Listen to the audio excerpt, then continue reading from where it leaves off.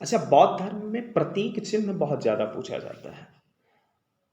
मतलब कि बुद्ध जी के जो जन्म से, गृह त्याग से, ज्ञान से, निर्वाण से और मृत्यु से जो चिन्ह जो बनाए गए थे बौद्ध धर्म पे, वो यहाँ पर बहुत ज़्यादा पूछे जाते हैं सारे एग्जाम्स में। ये चीज़ हम लोगों को पता है। अच्छा, जो जन्म हुआ था बुद्ध जी का, उसका प्रतीक चिन्ह क्या था? कमल और सांड। जब उन्होंने घर छोड़ा था 29 साल में, तो उसका प्रतीक चिन्ह क्या था? घोड़ा।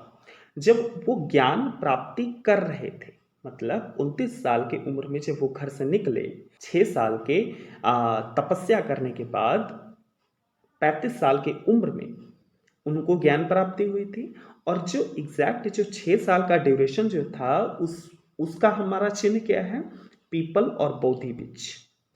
जो निर्वाण जो है, निर्वाण मतलब क्या है?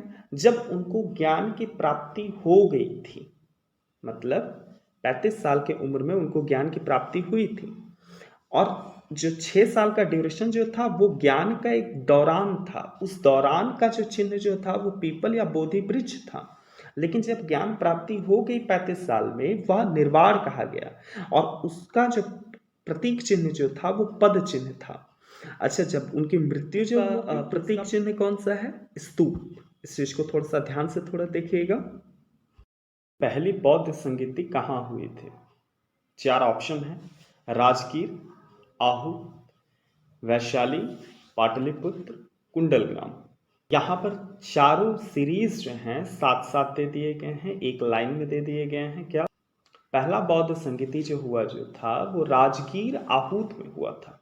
दूसरा वैशाली में हुआ था। तीसरा पाटलिपुत्र में हुआ था। और चौथा कुंडलग्राम, कश्मीर के कुंडलग्राम में हुआ था। अच्छा, अब मैं यहाँ पे बातें करना चाहूँगा कि जो पहला राजगीर आहूत में जो हुआ था, वो 483 बीसी में हुआ था।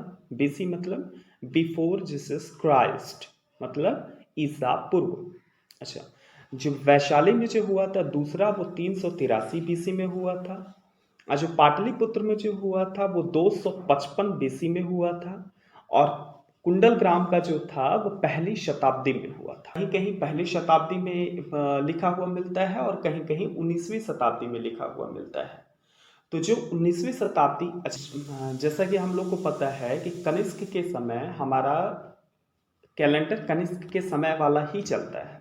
अच्छा, कनिष्क राजा थे, और कनिष्क ने ईस्वी शुरू जब की थी, तो ईस्वी तो उन्होंने शुरू की, लेकिन 19वीं ईस्वी, मतलब कि ईस्वी शुरू होने के 19 साल बाद उन्होंने कुंडलग्राम, कश्मीर के कुंडलग्राम में उन्होंने चौथी बौद्ध संगीति उन्होंने कराई थी। थोड़ा सा ये सस्पेक्टिव है, इस चीज़ को थोड़ा देख लीजिएगा। लेकिन जहाँ तक लगता है कि 19वीं शताब्दी में ही ये चीज़ कराई गई थी, चौथी बौद्ध संगीति।